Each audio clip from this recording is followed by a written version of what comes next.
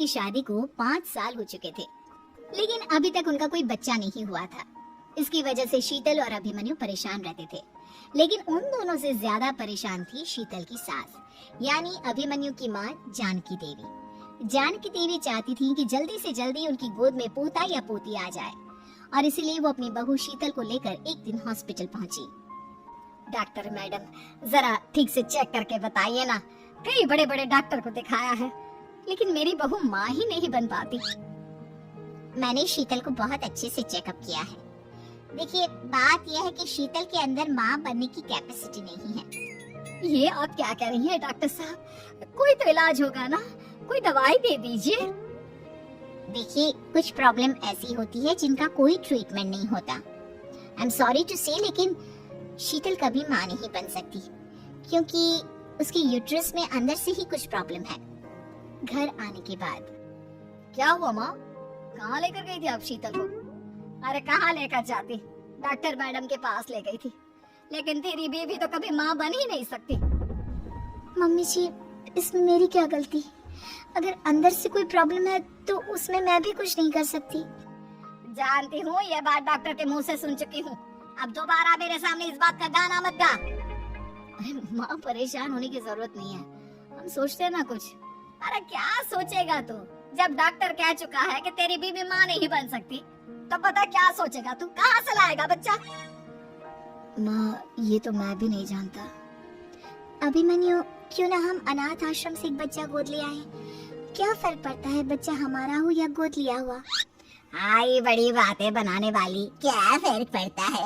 अरे क्यों फर्क नहीं पड़ता? मुझे इस वंश को आगे बढ़ाने के लिए मेरे बेटे का खून चाहिए, किसी दूसरे का नहीं।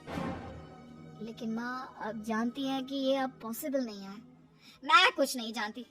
मैं किसी पराये की औलाद को इस घर में अपना पोता या पोती बन के बढ़ता हुआ नहीं देख सकती। मेरा वंश मेरे बेटे के खून से ही आगे बढ़ेगा। लेकिन मम्मी जी, ऐसा कैसे हो पाएगा? आप अच्छी तरह जानती है ना, मेरा और अभिमन्यु का बच्चा नहीं हो सकता। तो मैं अपने बेटे की दूसरी शादी करवाऊंगी, और अपनी दूसरी बीवी से ये मुझे बच्चा पैदा करके देगा। ये आप क्या कह रही हैं माँ? मैं किसी और से शादी नहीं करने वाला। मेरे रहते हुए आप अभिमन्यु की शादी किसी और से करवाएंगी मम्मी जी? आप ऐसा कैसे कर सकती हैं? तो बस देखती जा बहू, मैं ऐसा कैसे कर सकती हूँ। कुछ दिनों के बाद, अभिमन्यु, मैंने तेरे लिए लड़की ढूंढ ली है।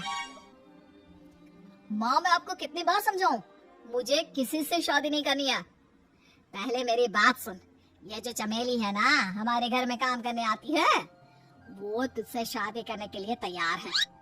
मम्मी जी, आप अभिमन्यु की शादी एक नौकरानी के साथ करवाएंगी?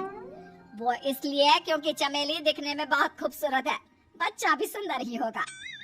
मम्मी जी, लेकिन एक बच्चे के लिए अपने बेटे की शादी नौकरानी के साथ करवाना, क्या ये सही है?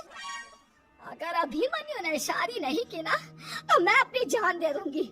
अब देख लो, अगर तुम्हें अपनी माँ की जान प्यारी है तो तुम्हें इस नौकरानी के साथ शादी करनी ही होगी।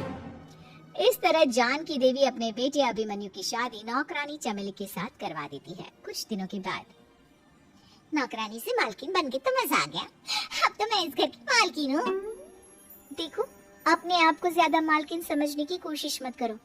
एक बार तुम्हारा और अभिमन्यु का बच्चा इस दुनिया में आ जाए, उसके बाद तुम इस घर से हमेशा के लिए चली जाना। अरे जाओ जाओ, किसी और के आगे बातें बनाना, एक बच्चा तो पैदा नहीं कर सकी।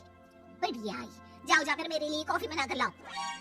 नौकरानी मैं हूँ या तुम?